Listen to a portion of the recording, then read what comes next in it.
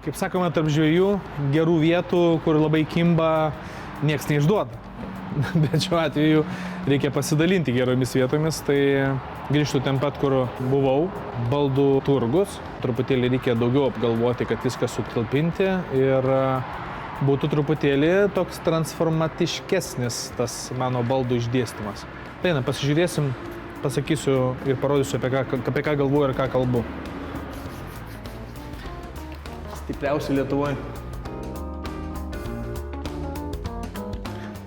Įspūdingas pasirinkimas, tai jau faktas. Čia aš galiu ten reklamuoti, girti, bet kai pats atvažiuosit, bet kuris, tai įsitikinsit, apie ką aš kalbu iš tikrųjų.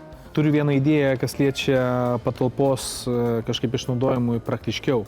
Nes jeigu stalą dėlį pastatysiu, tai pirtyje beveik nebus kur apeit ar kur atsisėst. Kartais iš tikrųjų net pats nežinai, ko tau reikia. Šiuo atveju irgi labai sudėtinga, reikės labai rimto patarimo. Tai va, matau savo konsultantę, sveiki. Sveiki, Merūnai, malonu Jūs matyti. Grįžtantis klientai mums tikras įvertinimas.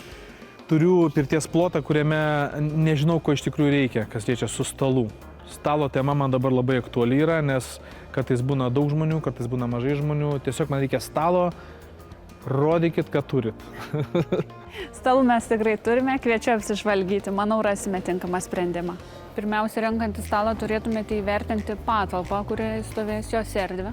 Būtent jums ir padiktuos stalo dydį, ar tai bus apvalus, galbūt kvadratinis, išskleidžiamas, ovalus. Jų gali būti įvairių, taip pat kaip ir stalviršių pasirinkimų. Gali būti stikliniai, keramikiniai, plokštės, natūralaus medžio. Tai, kad ir jūs susiorientuotumėt, tai yra stalas pirčiai, kambary, kur bus ir miegama, ir valgoma. Tiesiog stalas, kuris nebijo drėgmės greičiausiai, nes pirtis netoli.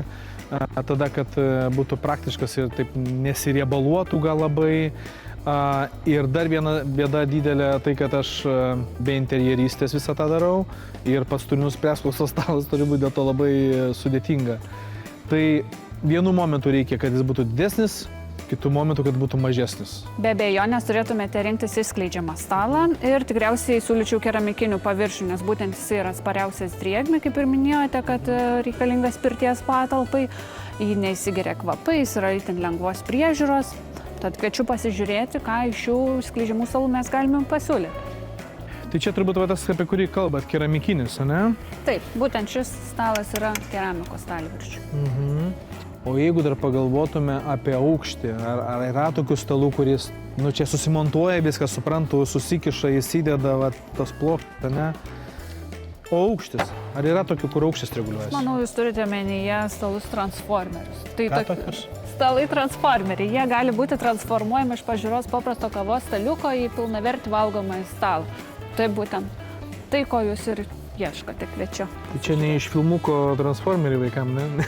Tai kalbam. Vaikystėje laikas spausdavau mygtukus, kurių negalima. Čia žiūriu, viskas parašyta, kad galima kažką pabandyti.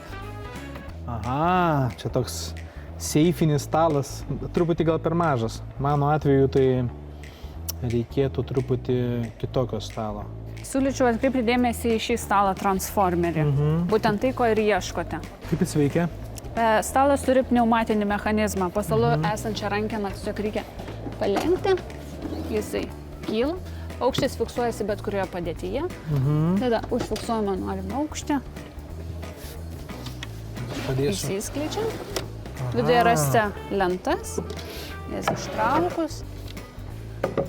Kavos staliukas virsta į valgomąją stalą. Iš tikrųjų, apie tai ir galvojau. Valgomasis stalas.